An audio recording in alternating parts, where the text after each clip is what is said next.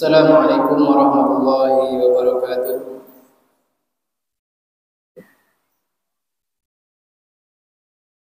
Alhamdulillahi ala ihsanih wa syukru lahu ala taufiqihi wa amtinani. Ashhadu an la ilaha illallah wahdahu la syarika lah ta'ziman li sya'nihi wa asyhadu anna Muhammadan abduhu wa rasuluhu ad-da'i ila ridwanih. Salawatullah wa salamuhu alaihi wa ala alihi wa ashabihi wa ikhwanihi wa man tabi'ahum bi ihsanin ila yaumil qiyamah. Amma ba'd. Allahumma anfa'na bima 'allamtana wa 'allimna ma yanfa'una wa zidna ilma. Rabbi shrah li sadri wa yassir li amri wahlul 'uqdatam min lisani yafqahu qawli. Allahumma la tada' lana dhanban illa ghafartah wa la 'aiban illa satartah wa la maradan illa syafaitah wa la dainan illa qadaitah wa la hajatan min hawaijid dunya illa qadaitaha. Jamaah Masjid Muhammad Ramadan rahimani wa rahimakumullah. Walhamdulillah, kita panjatkan puja dan puji kita kepada Allah Subhanahu wa taala yang mana masih memberikan nikmat di antara berbagai kenikmatan yang dengannya kita masih bisa bertemu kembali dalam majelis yang mulia ini. Tiada daya dan upaya tanpa adanya pertolongan Allah Subhanahu wa taala. Salawat dan salam semoga senantiasa tercurah kepada suri tauladan kita Nabi Muhammad sallallahu alaihi wasallam, dan semoga tercurah pula kepada para sahabat beliau, keluarga beliau, serta orang-orang yang berusaha istiqomah meniti sunnah beliau hingga yaumil akhir. Amin ya rabbal alamin. Kita lanjutkan pembahasan kita, yang mana pada flyer yang saya tulis adalah masuk pada bab al-qiraah fi shalah. Al-qiraah fi shalah. Namun ada sekitar 2 hadis yang saya dapati dari kitab Umdatul Ahkam Kubro, masih dari karangan Syekh Abdul Ghani Al-Maqdisi rahimahullah ta'ala, yang mana beliau mengatakan Rifa'ah ibn Rafi' Az-Zuraqi, dari Rifa'ah bin Rafi' Az-Zuraqi rahimahullah ta'ala qala, beliau mengatakan radhiyallahu anhu, ya, karena ini langsung dari Rasulullah sallallahu alaihi wasallam.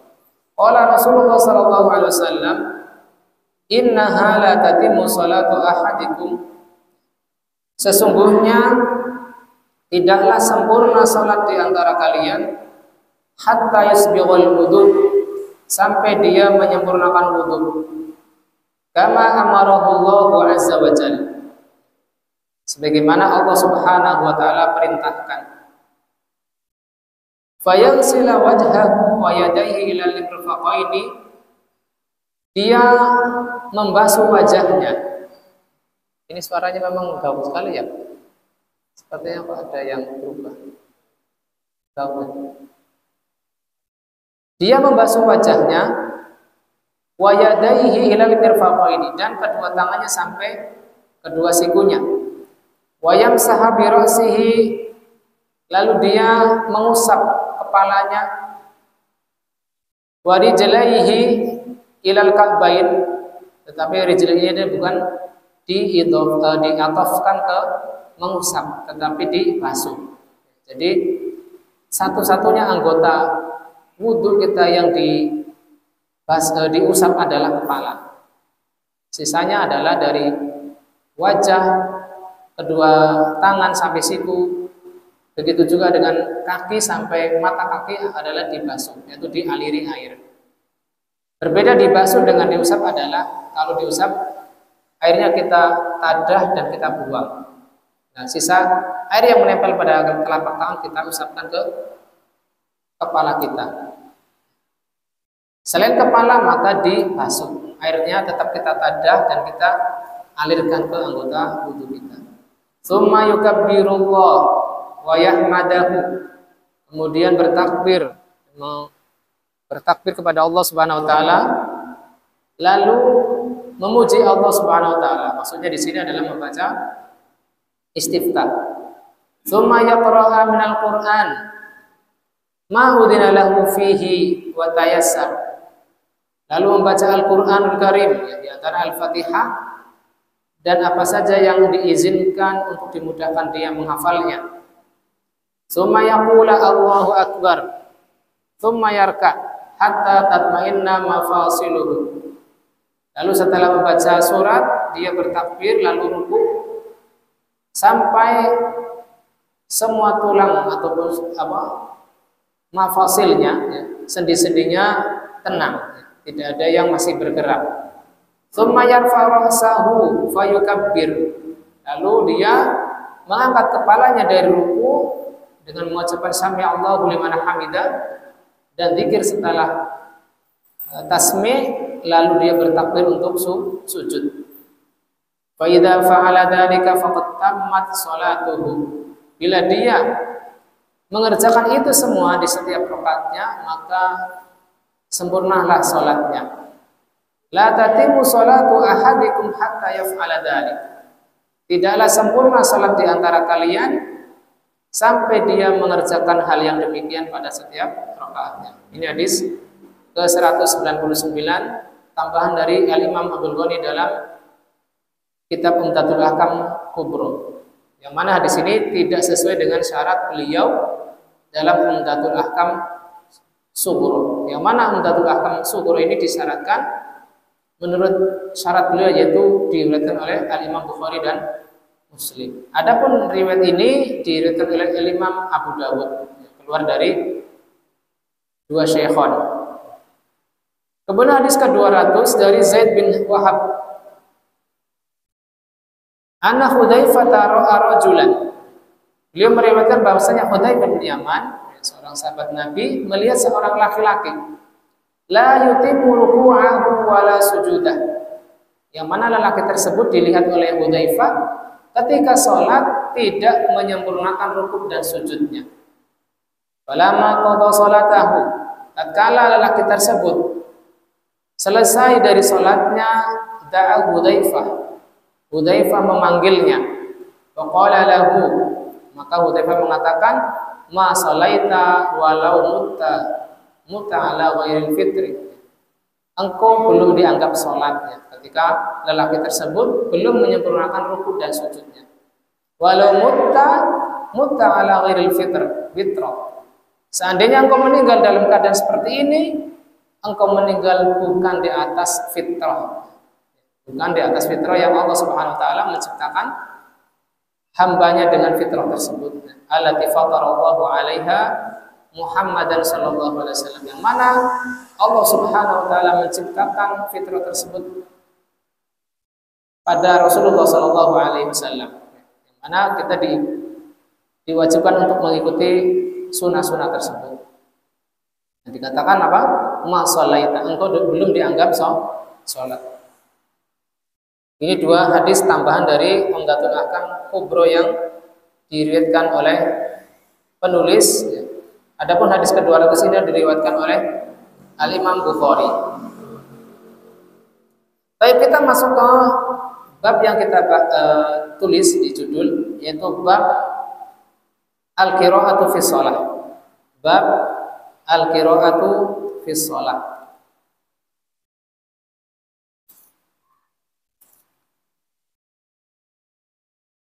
Kata Imam Abdullah bin Abdurrahman Al-Basam rahimahullah ta'ala selaku pensyarah hadis Umdatul Ahkam, kata beliau, pembahasan dalam bab ini adalah pembicaraan seputar qiraatul Fatihah fi shalah, pembacaan Al-Fatihah di dalam salat. Hal tusihu sholatu biduniha? Apakah orang yang sholat tanpa membaca Al-Fatihah itu sah sholatnya ataukah tidak? Wal kalamu 'alal mawadhi' allati yaktafi fiha bil Fatihah. Dan pembicaraan seputar tempat mana saja yang yaktafi fiha Al-Fatihah, ya, dicukupkan dengan membaca Al-Fatihah ketika sholat.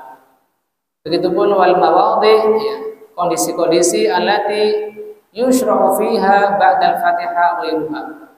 Disyariatkan membaca surat-surat lain setelah membaca surat Al-Fatihah. Wal kalamu aidan ala nawil qiraah. Dan pembicaraan juga termasuk dalam hal jenis bacaan binisbati li sholawat, bila dinisbatkan kepada sholat yang 5 waktu. Dan selain itu dari pembahasan-pembahasan ilmiah yang terkait dengan bacaan surat Al-Quran di dalam sholat. Musannif mengawali dari hadis Ubadah bin Samit, semoga Allah meridainya, bahwasanya Rasulullah Shallallahu Alaihi Wasallam bersabda, la salata liman lam yaqra bi Fatihatil Kitab. Tidak ada salat bagi orang yang tidak membaca pembuka kitab. Al-Fatihah itu artinya pembuka. Fatihatul Kitab maksudnya adalah pembuka Al-Quran, yaitu surat Al-Fatihah. Maka kata Syekh Al-Bassam, mengawali hadis ini beliau memberikan penjelasan global. Surat Al-Fatihah adalah induk Al-Quran dan ruhnya. Karena terkumpul di dalam surat Al-Fatihah anwa'ul mahamid was sifati al-ula lillahi ta'ala. Terkumpul jenis-jenis pujian dan sifat tinggi bagi Allah Subhanahu wa taala. Wa isbatul malik wal qahr, penetapan sifat kekuasaan bagi Allah Subhanahu wa taala. Wal mu'ad wal jaza, balasan dari Allah Subhanahu wa taala. Wal ibadah wal qasd, begitupun ibadah yang ditujukan kepada Allah Subhanahu wa taala dan dari berbagai niat. Wahdi anwa'ut tauhid wa takalif. Ini semua adalah jenis-jenis dari tauhid dan penetapan beban syariat kepada seorang hamba. Bahkan di dalam surat Al-Fatihah terdapat doa yang paling afdal dan permintaan yang paling mulia, yaitu permintaan agar seorang hamba itu selamat dari jalan-jalan orang yang dilaknat, begitu pula jalan orang yang tersesat, menuju kepada jalan orang-orang yang mengetahui ilmunya, ya, al-alimina al-amilin, orang yang berilmu lagi beramal dengan ilmunya. Sebagaimana hal itu asbatat kadzalika risalatu bi tariqil luzum, ditetapkan dalam risalah, ya, dengan metode yang wajib untuk dibaca. Oleh karena itu diwajibkan membaca surat Al-Fatihah pada setiap rakaat agar salat kita menjadi sah.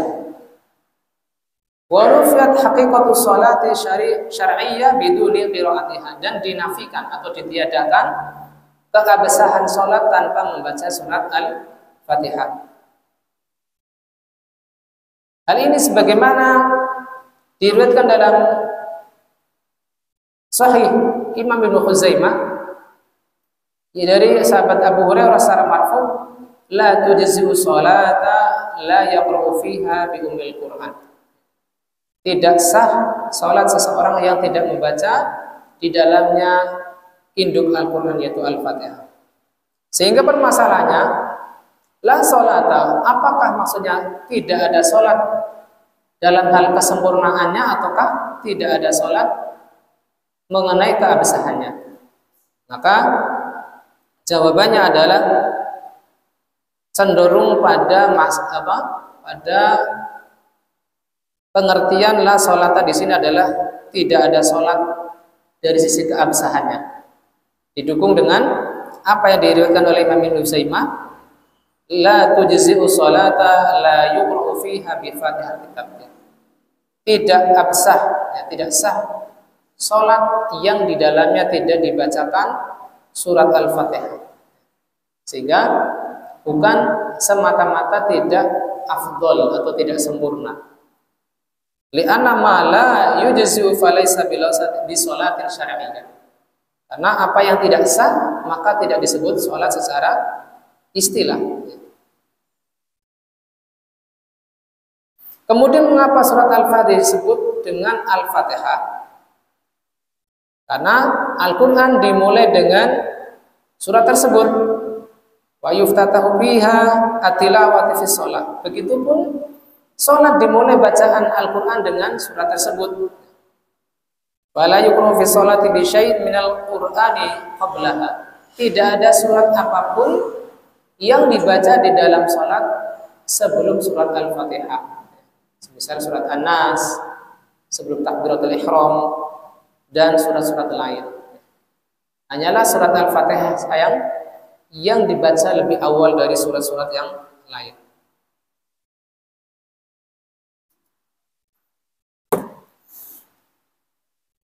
Kemudian disebutkan di sini di kitab Taisirul Alam, Syekh Abdullah menyebutkan permasalahan yang mana dulu sudah disebutkan tentang pendapat dari kaum Hanafiyah tentang sahnya sholat tanpa membaca surat Al-Fatihah. Mereka menyatakan sah sholat tanpa membaca surat Al-Fatihah boleh diganti dengan surat lain. Tetapi yang kuat pendapatnya adalah pendapat jumhur, pendapat mayoritas ulama, yang mana Al-Fatihah harus dibaca bahkan setiap rakaat, bukan hanya pada rakaat pertama saja.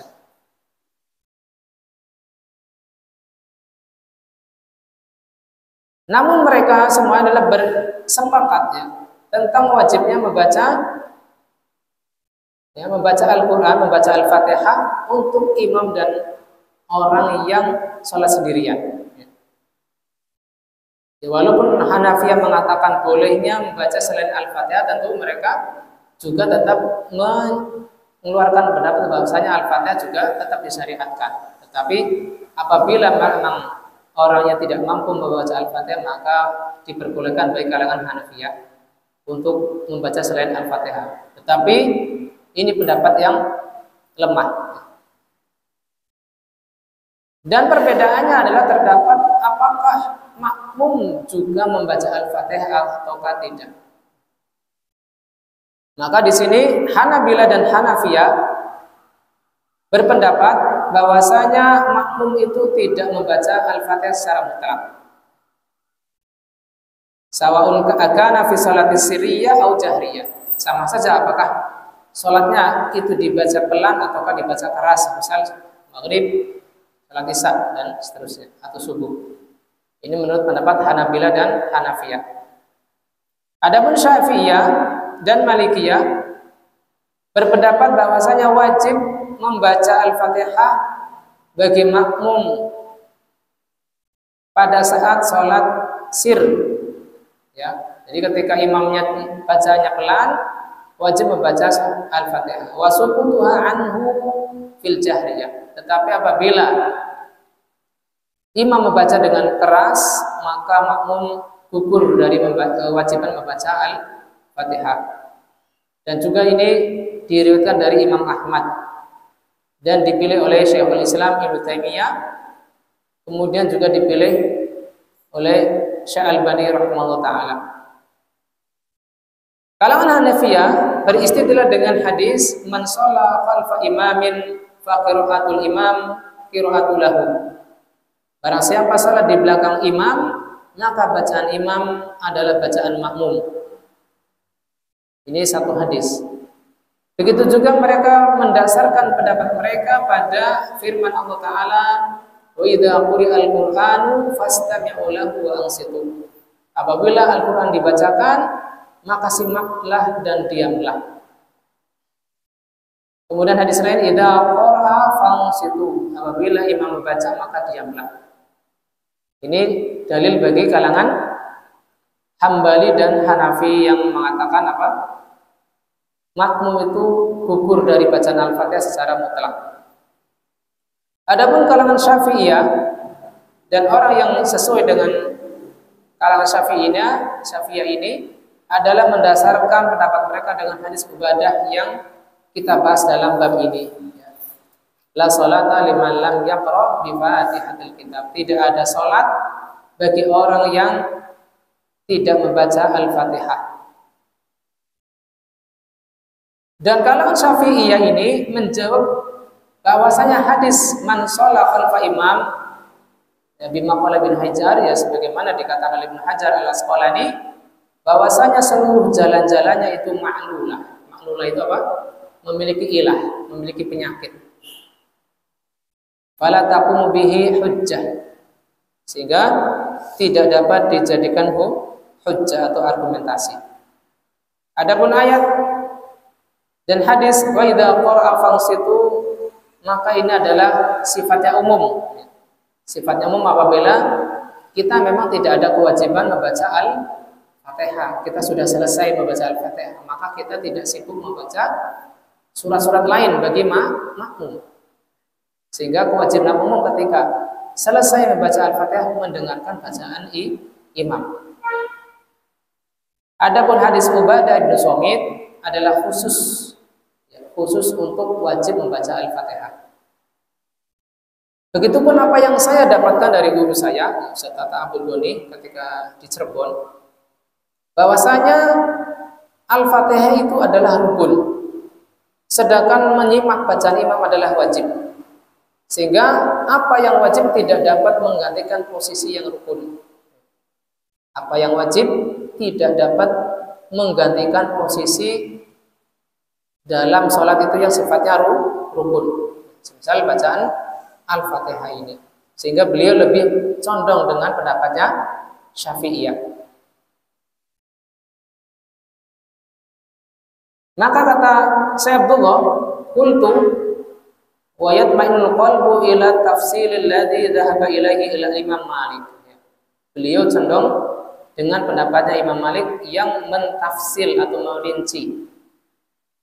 Begitupun pendapat Imam Ahmad dalam riwayat beliau yang lain, yang mana bila imamnya membaca pelan, makmum wajib membaca Al-Fatihah. Namun apabila imam membaca jahar, membaca keras, maka makmum diam. Ini menurut Syekh Abdullah bin Abdurrahman Al-Basam rahimahullah ta'ala.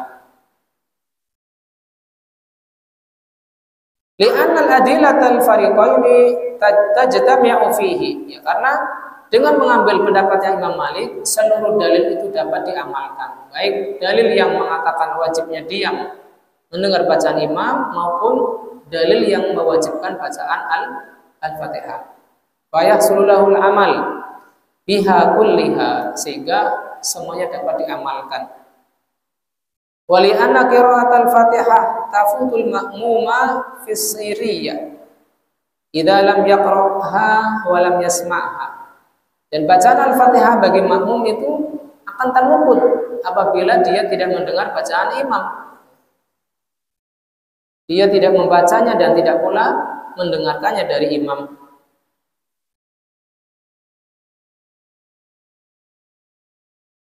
Wala yakunu lil imami faidatan madama al ma'mum yashtaghilu bil qira'ah anil insati lil imam. Dan imam pun tidak mendapatkan faidah bila makmum terdiam, ya, terdiam dari bacaan.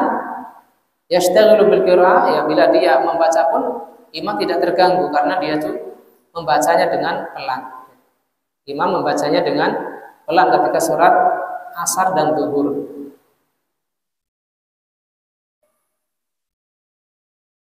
Kama yata'ayyanu qira'atul Fatihah 'alal ma'mum alladzi la yasma'ha li'buhdin aw litarshin.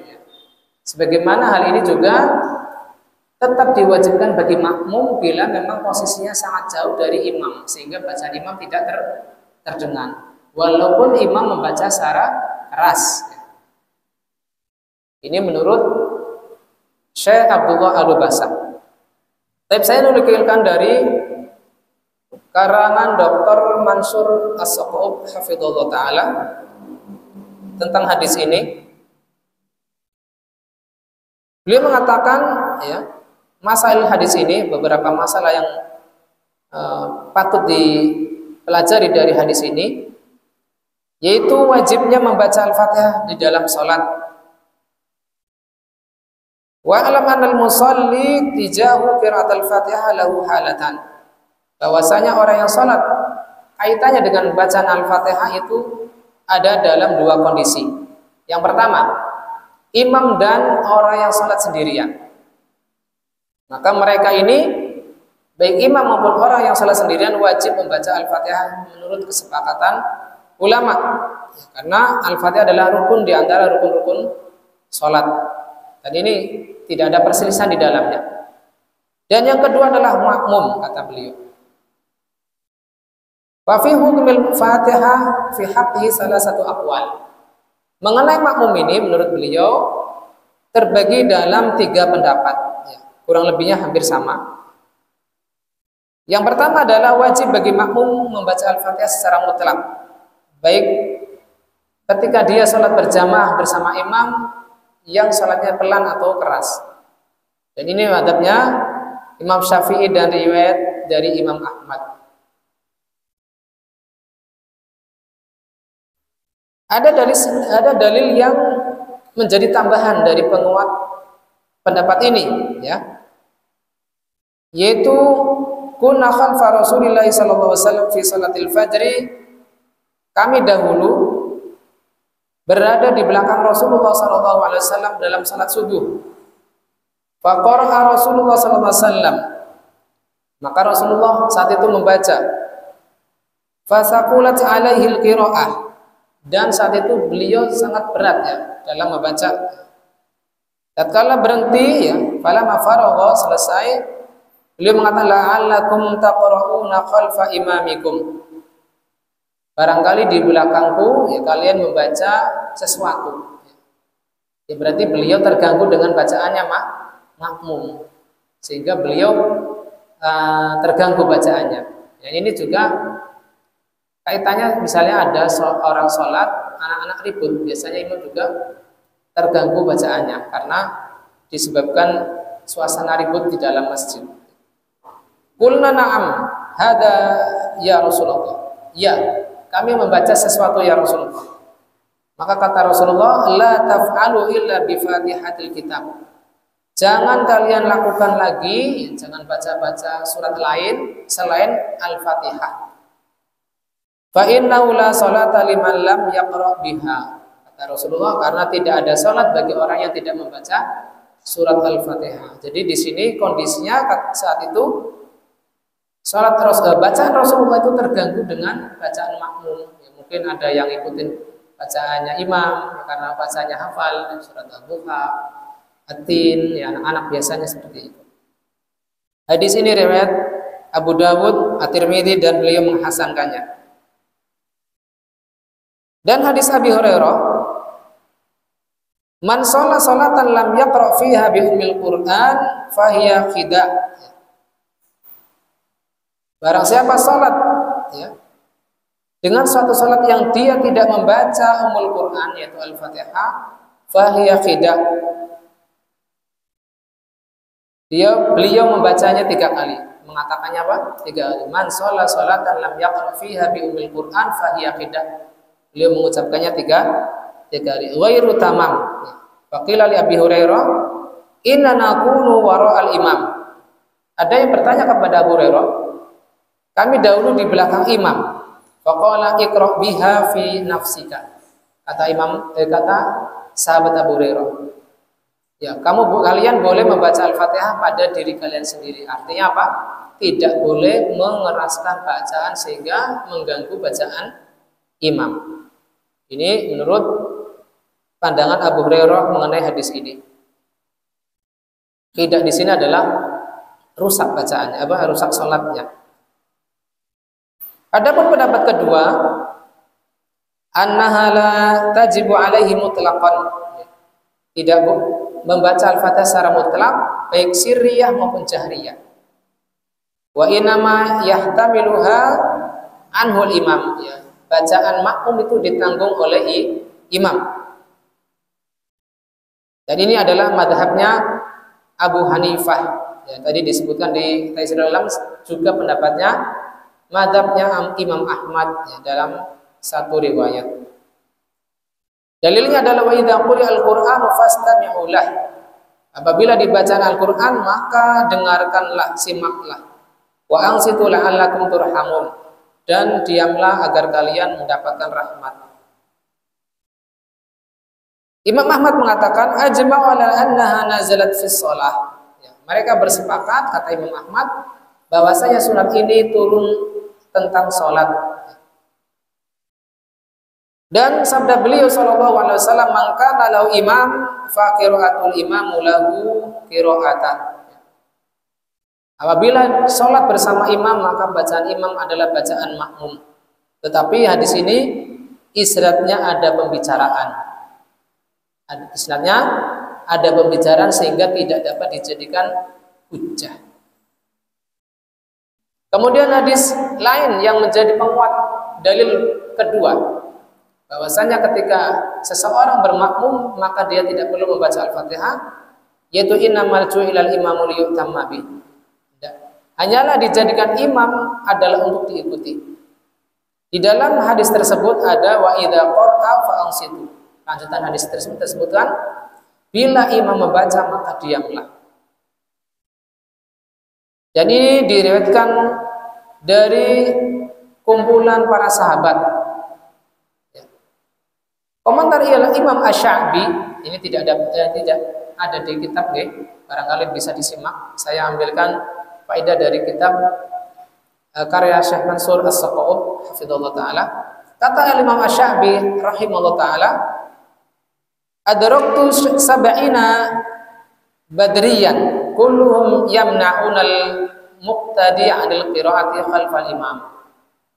Saya mendapati 70 ahli Badar, mendapati para veteran Badar, perang Badar. 70 orang tersebut semuanya melarang dari makmum mengikuti bacaan imam.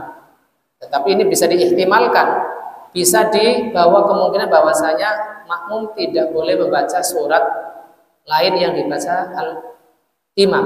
Ya, misalnya ya biasa kita lihat ya ketika anak-anak SD, anak-anak TK bacaannya sudah sampai hafal ya bacaan yang dibaca imam, mereka ikut-ikutan.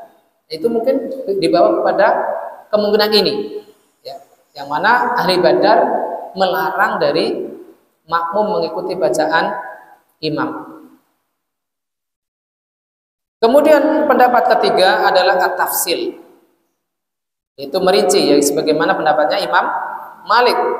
Fala tajibul qira'atu fil jahriyah, maka tidak wajib membaca Al-Fatihah ketika imam membacanya secara keras. Wa amma fi sirriyah fas tahabbahal Hanabilah fi saktatil imam.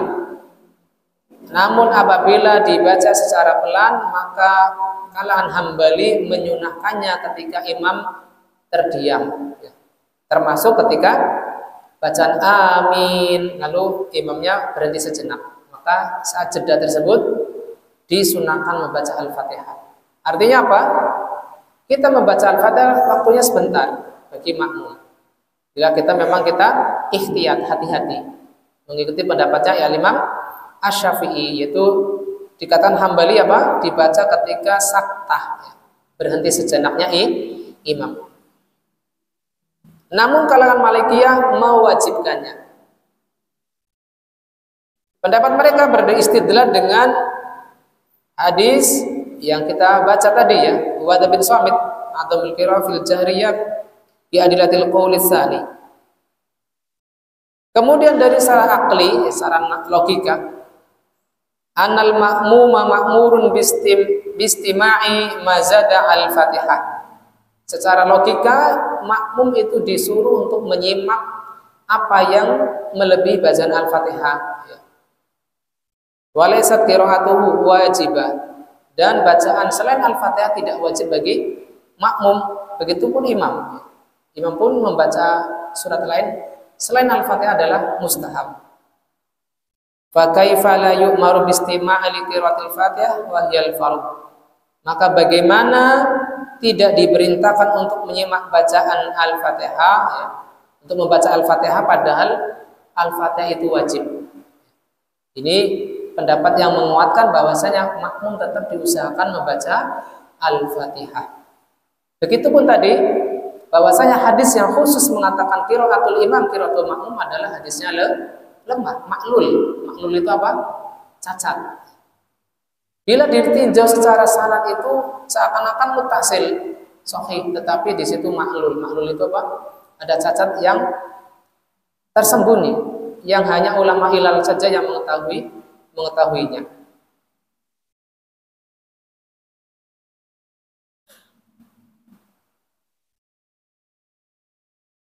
Ya, intinya Syekh As-Saqaf hafizahullah taala pun sependapat dengan Syekh Abdullah bin Abdurrahman Al-Basam yang mana ditafsil ya. Beliau juga condong untuk mentafsil. Bila memang bacaan Al-Fatihah imam itu terdengar dengan baik, maka hendaknya makmum mencukupkan diri dengannya. Kata beliau, wa anal maksud bil jahri huwa istima'ul makmum. Apabila memang dibaca keras ya, maksud dibacakan keras itu ya untuk didengarkan oleh makmum. Fa idza ishtaghala al-ma'mum bil qira'ah li nafsihi sara al-imamu ka'annahu yaqra'u ala qaumin la yastami'una. Bila memang makmum itu sibuk dengan bacaannya sendiri, apa faedahnya imam membaca dengan keras? Ya. Sehingga seakan-akan imam membacakan kepada kaum yang tidak mendengarkannya, ya. Kepada kaum yang sibuk dengan bacaannya sendiri. Jadi di sini singkatnya adalah beliau lebih menguatkan pendapat Imam Malik seperti yang dikatakan Syekh Abdullah bin Abdurrahman Al-Basam. Walau kanat al-qira'atu fil jahri wajiban al-ma'mumi lazima ahdu amrayn. Bila memang bacaan makmum tetap wajib pada saat jahriyah, pada saat dibaca keras oleh imam, imma an yaqra' mal imam, ada kalanya dia baca juga ketika imam membaca Al-Fatihah, wa imma annahu yajibu 'alal imami an yaskuta lahu hatta yaqra'. Dan ada kalanya imam wajib diam sebentar menunggu makmum membaca Al-Fatihah. Wala qaila bi ahadil amrayn, dan tidak ada yang mengatakan demikian dan tidak memiliki dasar yang kuat. Ya. Sehingga ala kulli hal ini perbedaannya cukup runcing ya. Tetapi untuk kehati-hatian kita cari kesempatan tetap membaca Al-Fatihah bagi makmum. Karena apa tadi? Logika yang dibawakan oleh Imam kalangan Syafi'i adalah hal yang rukun tidak bisa digantikan hal yang wajib. Sebagaimana ketika saya menjelaskan imam yang tidak membaca tahiyat awal, tasyahud awal, yang mana hal ini adalah wajib, lalu dia terlanjur berdiri, yang mana berdiri adalah rukun di dalam salat, maka dia tidak boleh duduk kembali. Karena apa? Sudah terlanjur melakukan hal yang rukun. Ini penerapan kaidah tersebut di dalam rukun yang lain. Wallahu ta'ala alam. Ya, kita jeda terlebih dahulu karena sudah masuk waktu Isya. Wassallallahu ala nabiyyina Muhammadin wa ala alihi wa sahbihi wasallam. Wa akhiru da'wana alhamdulillahi rabbil alamin.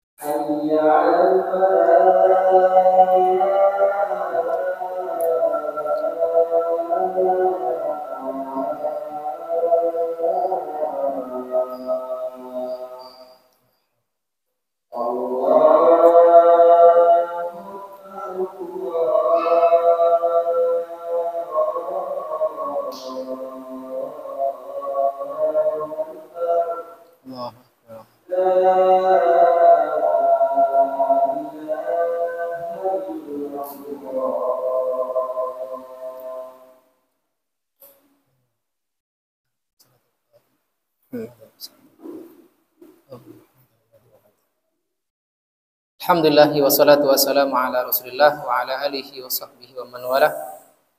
Amma ba'd, min babil faidah saya sebutkan juga bantahan untuk pihak Maliki terhadap hadis yang tadi disebutkan oleh Abu Hurairah, iqra biha fi nafsik.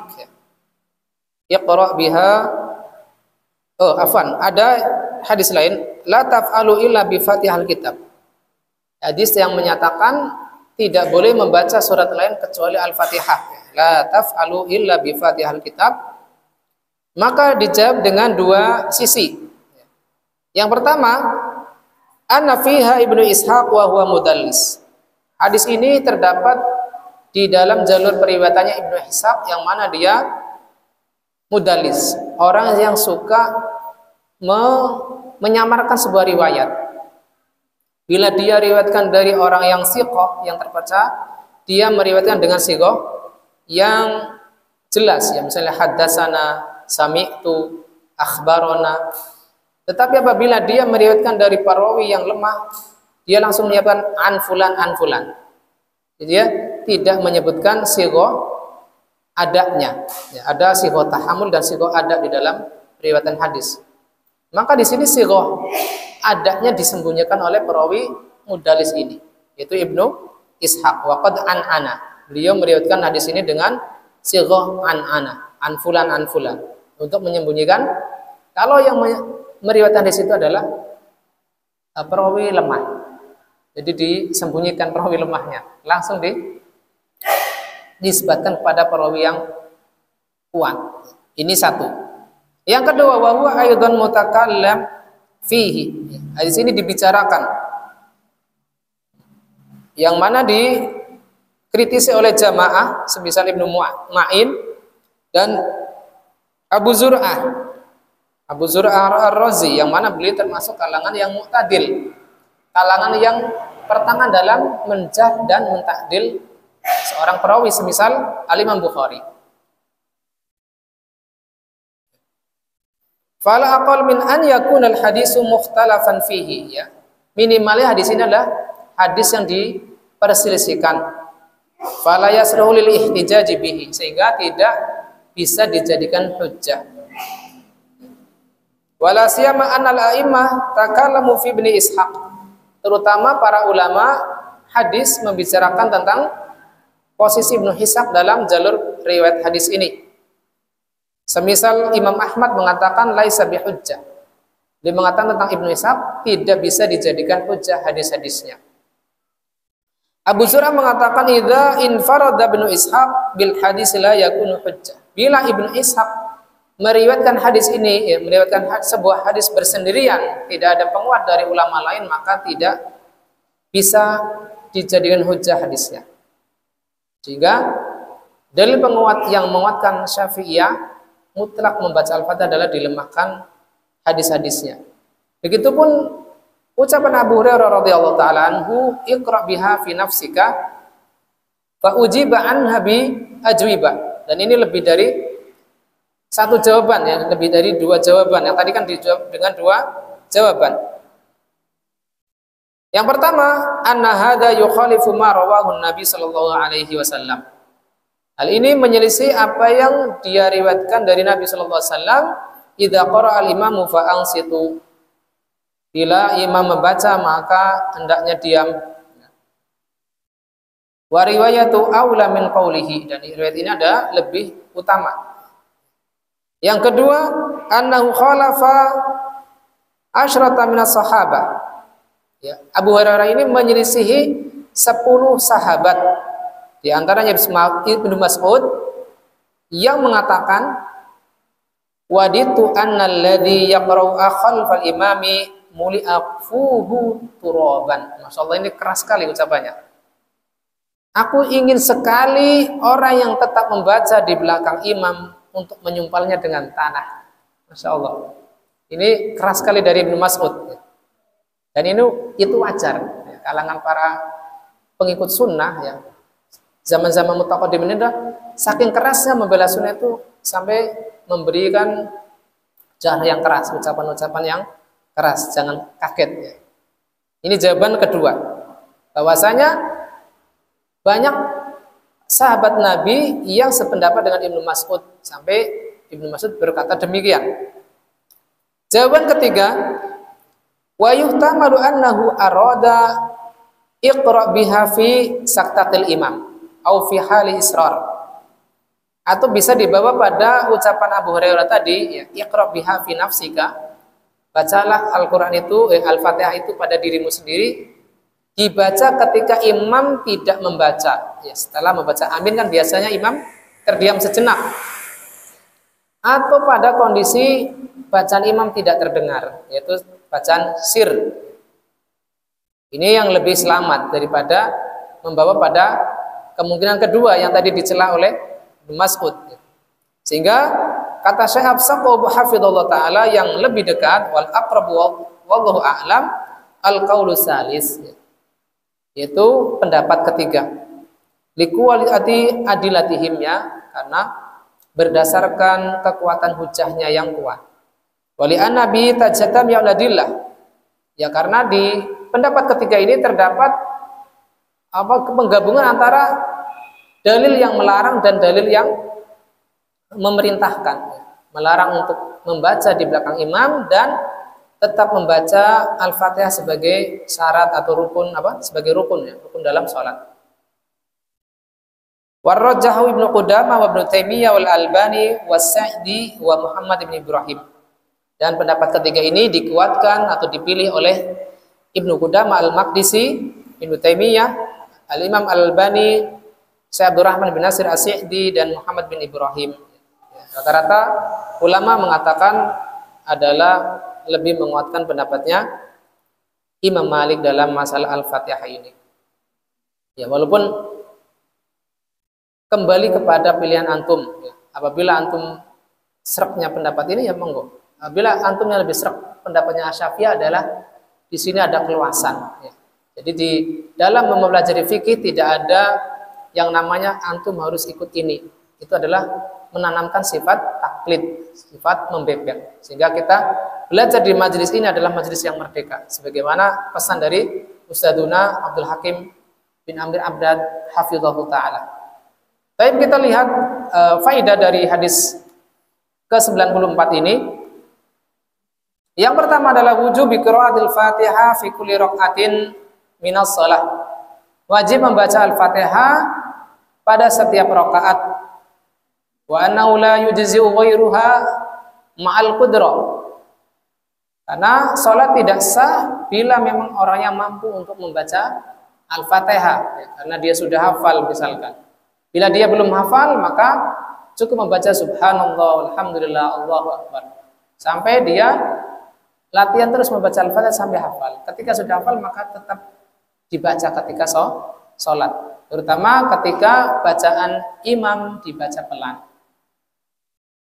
Kemudian yang kedua, butlanus shalah bitarkiha minat muta'ammid wal jahil wan nasi. Batalnya sholat ketika meninggalkan bacaan Al-Fatihah secara sengaja. Atau dia belum tahu, tetapi tidak digantikan dengan zikir yang tadi saya sebutkan. Subhanallah, alhamdulillah, Allahu akbar, dan seterusnya. Atau dia lupa. Karena orang yang lupa membaca Al-Fatihah tidak menjadi alasan kuat kalau alasannya diterima. Bila dia mengatakan lupa, ya berarti dia tambal sholat yang dia tidak membaca Al-Fatihah pada rakaat tersebut. Misalnya sholat isya, rakaat pertama dia belum ngantuk, rakaat kedua belum ngantuk, ketiga belum ngantuk, yang keempat dia ngantuk.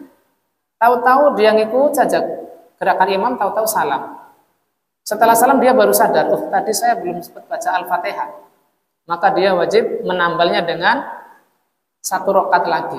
Bukan diulang dari pertama, bukan. Tetapi ditambal satu rakaat yang dia tanpa membaca Al-Fatihah karena dia lupa. Lalu dia melakukan sujud sahwi 2 kali sujud. Yang ketiga, lakin taqaddama anna sahiha min al-aqwali tsalasa annaha tajibu 'alal ma'mum fi sholati sirriyah. Telah terdahulu penjelasannya bahwasanya yang kuat dari 3 pendapat adalah wajib bagi makmum membaca Al-Fatihah ketika dibaca sir oleh imam. Maksudnya ketika sholat maghrib rakaat ketiga, sholat isya rakaat ketiga dan keempat, sholat duhur dari awal sampai rakaat keempat, begitu pun sholat asar dari awal rakaat sampai rakaat keempat. Wa tasqutu anhu fil jahriyah li sima'i qiraatil imam, dan menjadi gugur bila dalam sholat jahriyah karena sebab dia wajib menyimak imam. Tetapi ketika memang misalnya imam ketika membaca istiftah bacaannya panjang, lalu kita sudah baca subhanallah, subhanakallahumma wa bihamdika wa tabarakasmuka wa ta'ala jadduka wa la ilaha ghairuka, lalu kita tunggu imam agak lama, belum juga membaca Al-Fatihah, kita gunakan kesempatan itu untuk membaca Al-Fatihah. Nah, atau sehabis membaca amin, lalu imamnya agak mikir ini baca surat apa misalkan, bukan karena ingin menunggu makmum membaca Al-Fatihah dulu, tetapi imam kadang-kadang kan mikir ini mau baca apa. Beberapa detik kita gunakan untuk baca Al-Fatihah. Ya, biasa kita baca Al-Fatihah di tahlilan ya kan cepat, jadi bismillahirrahmanirrahim. Kalau bacanya sendiri biasanya cepat, tetapi kalau dikerasan biasanya agak banyak karena agak memakan waktu. Baik, mungkin hadis pertama ini dalam bab apa? Qiraatul imam, qiraah fi shalah. Kita jeda dulu, kita barangkali ada pertanyaan, saya persilakan. Ya, barangkali ada faedah tambahan dari tanya jawab ini. Ya, silakan Abu. Waalaikumsalam warahmatullahi wabarakatuh.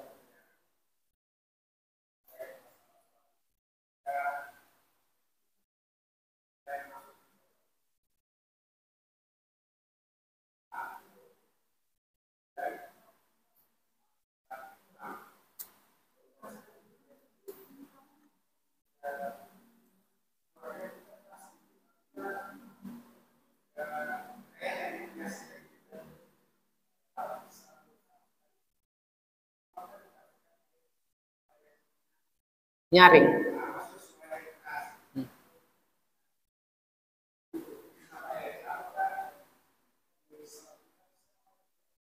Itu malam atau siang, Pak? Malam apa siang?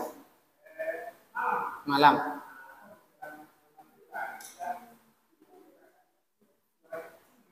Hmm. Hmm. Nggih.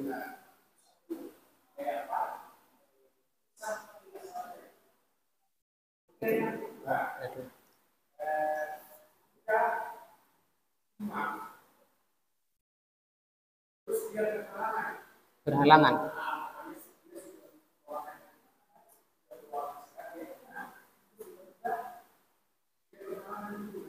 karena batal. Ya.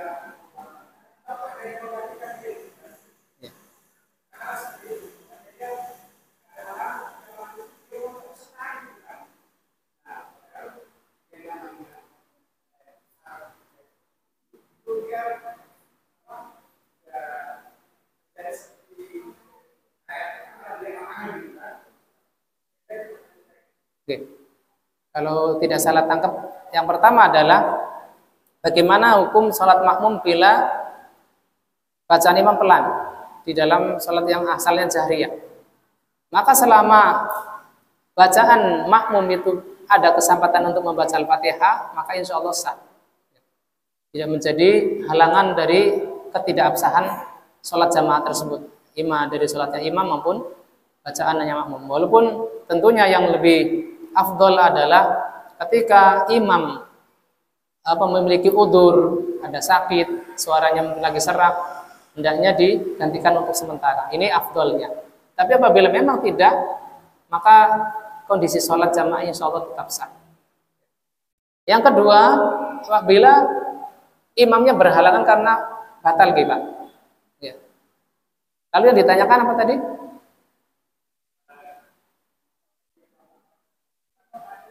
Ya, memang kalau sudah batal ya batal.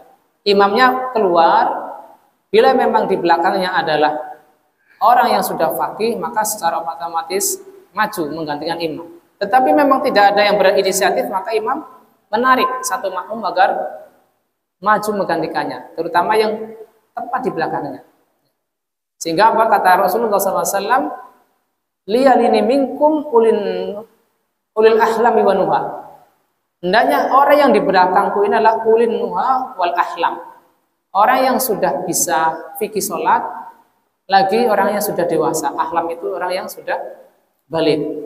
Sehingga tidak tepat apabila memang di jamaah tersebut ada anak-anak langsung di belakang imam. Karena apabila kondisinya imamnya batal, dia tidak bisa menarik yang jauh karena akan banyak bergerak secara mutawali, ya, secara berturut-turut, ya, sehingga bisa dianggap gerakan yang membatalkan sholat. Ya, sebagaimana pada pekan lalu kita sudah bahas, ada beberapa kriteria gerakan di luar sholat tetapi berbeda-beda hukumnya. Yang pertama adalah gerakan yang membatalkan sholat, kedua adalah gerakan yang makruh di dalam sholat, yang ketiga adalah gerakan yang mubah, dan yang keempat adalah gerakan yang disunahkan, walaupun itu gerakan di luar sholat. Gerakan yang haram dengan kriteria adalah al-kasirul mutawali li ghairi dharurah. Gerakannya banyak, berturut-turut, dan tanpa ada hal yang mendesak. Ya. Semisal, maaf saja ya, lagi sholat ditinggal nyeduh kopi misalnya. Itu kan berarti nggak ada daruratnya orang sholat itu bikin kopi atau bikin teh. Gerakannya banyak, berturut-turut lagi, maka itu batal sholatnya. Walaupun nggak sempat diminum. Yang kedua lah, apa yang makruh? Ya. Kriterianya wa huwal yasiru li ghairi hajah. Gerakannya ringan, tetapi gerakan tersebut tidak dibutuhkan di dalam sholat. Semisal orang sholat lihat jam tangannya, atau mungkin ngelus-ngelus jenggotnya, tidak ada kaitannya dengan sholat, maka dia makruh bila memang gerakannya sedikit. Yang ketiga adalah al-harakatul mubahah, gerakan yang mubah. Ya, semisal kriterianya wa huwal yasiru lil hajah, gerakannya sebentar, tidak banyak, ya, tidak berturut-turut, dan tidak berturut-turut dan tidak banyak lagi dibutuhkan. Semisal sholatnya Rasulullah SAW menggendong Umamah bin binti Zainab. Ya, karena sebuah kebutuhan. Dan yang keempat adalah gerakan yang disyariatkan walaupun gerakan tersebut di luar sholat. Semisal orang yang sholat menghadap ke pintu lalu ada orang ketok-ketok, ya, mungkin istrinya, maka dia dibolehkan untuk membukakan pintu. Kemudian orang yang sholat agak renggang, dia akan merapat ke shaf, ya, itu juga disyariatkan walaupun gerakan tersebut agak banyak tetapi dibutuhkan di dalam sholat. Allah Ta'ala alam. Barangkali ada pertanyaan lain atau kita lanjutkan?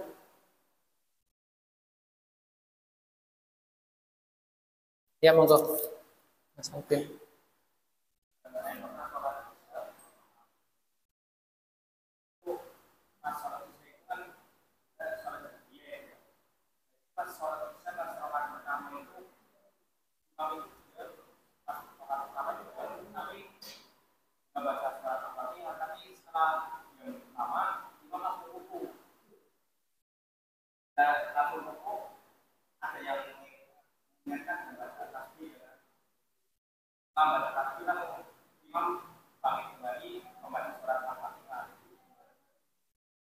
Kalau berdasarkan keterangan para ulama fikih ya tidak sah karena dia sudah melawan rukun lain dan meninggalkan rukun Al-Fatihah. Ya. Allah Ta'ala. Ketahuinya beliau tidak membaca Al-Fatihah dari mana?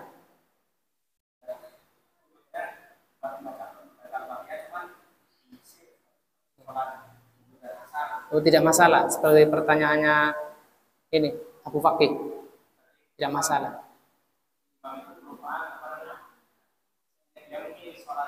Sir, ya, tidak masalah insya Allah, tidak batal. Tapi kalau ada takkid, ada pemastian, kalau imam tidak membaca sesuatu apapun dari takbiratul ihram, tahu-tahu ruku ya batal, karena dia meninggalkan ruku dan mengerjakan rukun yang lain. Wallahu ta'ala alam. Tapi karena tadi korinanya dia membaca dengan sir, insya Allah tetap sah, ya, tidak ada keraguan insya Allah. Ya walaupun sudah ruku karena dia sudah diulangi lagi, masya Allah. Tidak ada bacaan Al-Fatihah dalam satu kali rakaat 2 kali dengan sengaja. Kalau syak tidak mengapa, tetapi kalau dengan sengaja batal. Ya diulang lagi karena muskilahnya di situ karena apa? Pembelajaran fikihnya kadang-kadang tidak mendalam. Ya. Jadi seringnya gitu, salah kaprah. Ya, misal orang imam tidak lupa tasyahud awal, lalu dia sudah terlanjur berdiri ditasbihi kan. Kalau menurut pemahaman imam yang sudah belajar fikih, kalau sudah terlanjur berdiri ya dilanjutkan. Tetapi karena tasbih terus, subhanallah subhanallah, ya udah jadinya ngalah turun. Karena apa tadi? Pembelajarannya jomplang. Ya, satu imam dia sudah belajar tekun, tapi jamaahnya ternyata banyak yang awam. Ini harus disinkronkan antara jamaah makmum dan imamnya biar ketika ada kondisi-kondisi yang sifatnya nawazil di luar perkiraan bisa diatasi secara bersama-sama. Tapi mungkin kita lanjutkan satu hadis lagi yang ringkas 99. Qala al-Imam Abdul Ghani Al-Maqdisi rahimahullah taala an Jabir radhiyallahu anhu anna Nabiyya sallallahu alaihi wasallam qala li Mu'adz, "Falaula shallaita bi sabbihisma rabbikal a'la wasyamsi wa duhaha wal laili idza yaghsha fa innahu yusalli wara'akal kabir wad dha'if wa dzul hajah." Ya, seandainya sekiranya engkau salat dengan membaca sabbihisma rabbikal a'la wasyamsi wa duhaha, ini awal-awal surat, atau wal laili idza yaghsha fa innahu yusalli wara'aka al-kabiru wad-dha'ifu wa dzul hajah. Karena di belakangmu ada orang tua yang sholat, orang yang lemah, sedang dalam keadaan sakit, atau dia tidak tua, tidak sedang sakit, tetapi ada kebutuhan yang mendesak agar sholatnya ingin cepat selesai. Ini hadis ke-99. Ini hadis panjangnya adalah ketika Mu'adz membaca bacaan panjang yang beliau mengimami kaumnya. Maka Rasulullah SAW mengarahkan Mu'adz bin Jabal agar memperingan bacaan ketika itu, ya. Madama imaman. Lalu beliau membuat permisalan dengan bacaan mutawasid al-mufassal. Bacaan-bacaan surat pertengahan al-mufassal ini adalah surat-surat yang banyak diputus dengan ayat. Ayat-ayatnya tidak panjang. Semisal tadi dari Al-A'la, kemudian Asy-Syams, kemudian Al-Lail. Li'annahu ya'tamu bil kibar al-masnun. Karena Mu'adz ini mengimami orang yang sudah usianya tua. Wa dhu'afa, orang yang lemah, sedang dalam keadaan sakit mungkin. Wa ashabul hajat mimman yashuqu alaihim at-tatwil. Yang mana apabila bacaannya panjang itu akan mengalami kesusahan. Fayasunu rifq bihim, sehingga disukai untuk berlaku lembut terhadap mereka. Wa tustahabu mura'atuhum bitakhfif, dan disukai untuk memperhatikan mereka, kondisi mereka masing-masing dengan memperingan sholat. Amma idza kana al-mar'ul muslim yusalli wahdahu falahu an yutawwila ma syaa. Adapun apabila kondisinya dia salat sendirian, maka dia bisa memperpanjang salatnya sesuai dengan apa yang dia mau. Hadis ini memberikan pelajaran bagi kita. Yang pertama adalah annal mutawasid fil qiraah fi sholati hadis suwar al-madhkura fil hadis wa amsalihha. Bahwasanya disukai untuk membaca surat-surat pertengahan. Pertengahan itu adalah dari amma yatasaalun sampai al-lail. Wal laili idza yaghsha, itu pertengahan. Adapun yang kisarul tiwal, kisarul mufassal adalah dari al-duha sampai an-nas. Ini umumnya dibaca ketika maghrib, tetapi di sini nanti akan dibacakan kritikan. Itu bukan berasal dari Rasulullah ternyata, tetapi dari sahabat yang berijtihad. Yang kedua, annahu yustahabbu lil imami mura'atud du'afa bi takhfifis salati fi hali itimamihim bihi. Disukai bagi imam untuk memperhatikan orang-orang yang lemah. Dalam bentuk perhatiannya adalah meringankan sholat, ya, tidak terlalu memperpanjangnya ketika mengimami mereka. Yang ketiga adalah anna siyasatan nasi birrifqi wal lini hiya siyasatur rasyidah allati tajibu ilaihim mada ulatuhum wa amaluhum. Bahwasanya siasat atau taktik ataupun politik agar manusia tidak lari dari Islam, dari dakwah, adalah bersikap lembut terhadap mereka, dan ini adalah siasat ataupun taktik yang diajarkan oleh Rasulullah SAW. Allati tuhabbibu ilaihim ulatuhum wa umaluhum, yang akan disukai oleh orang-orang yang menjadi pemilik wilayah dan para pekerjanya. Dan yang keempat adalah husnul ta'limin Nabi sallallahu alaihi wasallam wa mulatafatuhu idza khataba Mu'adzan bi siwatil ird, yaitu baiknya pengajaran Nabi sallallahu alaihi wasallam. Baiknya pengajaran Nabi sallallahu alaihi wasallam ketika mengajari Mu'adz bin Jabal. Kemudian yang kelima adalah rafatuhu sallallahu alaihi wasallam bi ummatihi, la siyama ad-du'afa'u minhum wa ashabul hajat.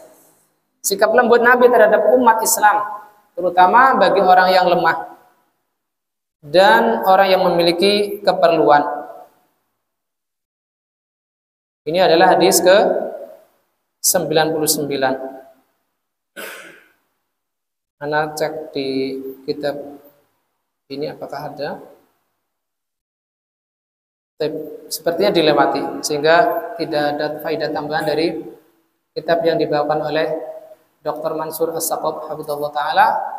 Sehingga dengan demikian kita cukupkan sampai hadis ke-99. Insyaallah kita lanjutkan pada pembahasan berikutnya biidznillah taala. Lewat ya, subhanallah. Saya bacanya malah loncat ya. Qadarullah ma syaa fa'al. Ya, baik. Ala kulli hal ya, karena kondisi waktunya sudah hampir setengah 8. Insya Allah kita revisi apa yang belum dibaca pada pekan mendatang insya Allah taala. Hadza wa sallallahu ala nabiyyina Muhammadin wa ala alihi wasallam. Subhanakallahumma wa bihamdik asyhadu an la ilaha illa anta astaghfiruka wa atubu ilaik. Assalamualaikum warahmatullahi wabarakatuh.